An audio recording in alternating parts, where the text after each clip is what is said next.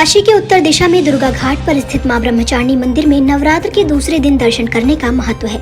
मंदिर के महंत पंडित राजेश ने मां ब्रह्मचारिणी के बारे में बताया कि पुराणों के अनुसार मां ब्रह्मचारिणी ब्रह्मा जी की बेटी हैं। ब्रह्म का अर्थ है तपस्या तथा ताप का आचरण करने वाली भगवती, जिस कारण उन्हें ब्रह्मचारिणी कहा जाता है। मां ब्रह्मचारिणी का दर्शन करने से शुक्र ग्रह के दोष दूर होते हैं। आगे उन्होंने कहा कि नवरात्रि के दूसरे दिन यहाँ न सिर्फ काशी बल्कि अन्य जिलों से भी लोग दर्शन व पूजन करने के लिए आते हैं। यहाँ आने वाले दर्शनार्थियों का मानना है कि मां के दर्शन एवं पूजन से उन्हें यश व कीर्ति की प्राप्ति होती है। मां उनका व उनके घर के सभी सदस्यों की मनोकामना पूर्ण करती है। दुर्गा घाट क्षेत्र में ब्रह्मचारिणी दुर्गा देवी का मंदिर है और इनका नाम ब्रह्मचारिणी है। ये दुर्गा घाट क्षेत्र में ही पड़ता है। बहुत से लोग कहते हैं ये ब्रह्मा घाट बालाजी, ये बालाजी ब्रह्मा घाट नहीं है, पंचगंगा घाट। ये स्वयं इनके नाम से ही दुर्गा घाट के नाम से ही प्रसिद्ध है। सुबह 3 बजे से दर्शन चल रहा है। ऐसे में काफी संख्या में दर्शनार्थी लोग आरती के बाद पहले मंगला भई, मंगला के बाद मंगला दर्शन हुआ। मंगला दर्शन के बाद भगवती का पंचोपचार पूजन भया, स्नान भया। पंचोपचार पूजन होने के बाद, स्नान होने के बाद भगवती का श्रृंगार भया और श्रृंगार होने के बाद महाआरती भई भगवती की। भगवती की आरती होने के बाद सभी दर्शनार्थियों को लेकर पाठ खोल दिया। जो भी विद्यार्थी पढ़ने में कमजोर हो, माता पिता अपने बच्चों को ध्यान दे कि पढ़ने में कमजोर है, नहीं स्मरण शक्ति कमजोर है, नहीं याद हो रहा है। बहुत बच्चे ऐसे होते हैं कि याद करते हैं फिर भूल जाते हैं परीक्षा देने। इनकी उपासना करने से भगवती की कृपा से सब याद रहता है, सब स्मरण होता है, परीक्षा में अच्छे नंबर आते हैं।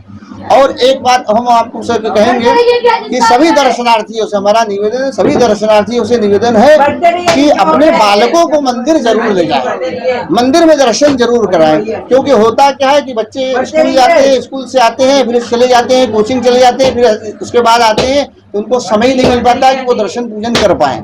लेकिन हमारा कहने को होता है हफ्ते में एक दिन जब समय मिले, माता पिता बंधु बांधु जो भी हो, घर में चाचा काका जो भी हो, मंदिर में जरूर ले जाएं। मंदिर में ले जा करके दर्शन पूजन अवश्य कराएं। जिससे क्या है कि अपने बालकों के अंदर जो है देवता के प्रति आस्था जागृत हो, परिवार में भी सुख, हाँ परिवार में भी सुख पड़ेगा और सभी दर्शन करें। देखिए एक बार बताएं, अगर कोई भी डिग्री आपको चाहिए तो उस विद्यालय में आपको जाना पड़ेगा। घर में बैठे सोचेंगे कि डिग्री मिल जाए तो नहीं मिलेगी। इसलिए देवता के घर में जाकर के माथा टेके, जिससे उसका कल्याण। कहा गया है शास्त्र में कि सर्वा बाधा विमुक्तो धन धान निदानता मनुष्यो प्रसादेन भविष्यति संशया। इस मंत्र का जप करने से या इसका नवचंडी पाठ कराने से भगवती की कृपा होती है। धन धान्य की कोई कमी नहीं होती है और धन धान भी भरपूर होता है। भगवती की जगदम्बा की कृपा बनी रहती है। और दूसरा क्या है कि भगवती जगदम्बा की विषय में आप पूछेंगे तो ये है कि जब ब्रह्मा ने, भगवान शिव ने ब्रह्मा को आदेश दिया कि जाइए आप सृष्टि की रचना कीजिए, तो भगवान शिव के आदेश अनुसार ब्रह्मा सृष्टि की रचना करने के लिए गए। लेकिन उनके लाख प्रयत्न होने के बावजूद सृष्टि की रचना नहीं हो रही थी। तो वो बड़े परेशान हो गए। उन्होंने कहा कि अरे हम इतना प्रयत्न कर रहे हैं फिर भी सृष्टि की रचना क्यों नहीं हो पा रही है हमसे। तो वो वापस फिर शिव के पास गए। शिव से कहा प्रभु आपके आदेशानुसार हम गए और सृष्टि की रचना कर रहे हैं लेकिन सृष्टि की रचना नहीं हो रही है, क्या बात है। तो फिर भगवान शिव ने कहा बिना शक्ति की उपासना के सृष्टि की रचना नहीं हो सकती। अब भैया हम आप आए हैं तो बिना शक्ति के तो आए नहीं है, बिना शक्ति के काम होगा नहीं। तो भगवान शिव ने उनको कहा, तो ब्रह्मा ने उपासना भगवती की किया, भगवती स्वरूप विराट स्वरूप में। फिर भगवती ने, जगदम्बा ने ब्रह्मा को दर्शन दिया और कहा कि क्या बात है, क्यों हमारी उपासना कर रहे हो। तो उन्होंने कहा माता बस यही चाहते हैं कि आपकी कृपा बनी रहे, ये सृष्टि की रचना करना चाहते हैं, आपकी कृपा के बिना ये सृष्टि की रचना नहीं हो सकती। तो भगवती ने ब्रह्मा को अपना ब्रह्म दंड दिया है, जिस ब्रह्म दंड के कारण इस सृष्टि की रचना भगवती की कृपा से ब्रह्मा ने किया।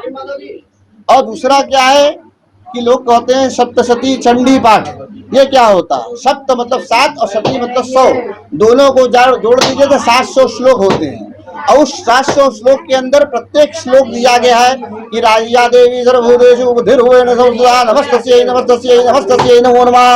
या देवी सर्वभूतेषु लक्ष्मी रूपेण संस्थिता नमस्तस्यै नमस्तस्यै नमस्तस्यै नमो नमः। क्योंकि बिना लक्ष्मी के कुछ काम नहीं होने वाला है। अगर आपको पूजा अर्चन दर्शन भी करना है तो लक्ष्मी चाहिए उसमें। और लक्ष्मी के लिए भगवती दुर्गा की उपासना करना बहुत जरूरी है। तीनों के लोग कहते हैं अलग अलग उपासना कीजिए, सरस्वती की अलग, लक्ष्मी की अलग और काली की अलग। हम कहते हैं किसी नहीं, क्योंकि दुर्गा में महाकाली, महालक्ष्मी, महासरस्वती ये तीनों मिली है, तब ये दुर्गा प्रकट हुई है। जब एक ही उपासना से हमको काम हो जा रहा है तो हमको अलग अलग उपासना करने की क्या जरूरत है। तो भगवती जगदम्बा की उपासना 9 दिन तक लगातार करिए और 9 दिन करने के बाद भगवती की कृपा बनी रहेगी और धन धान्य से परिपूर्ण रखेगी आपका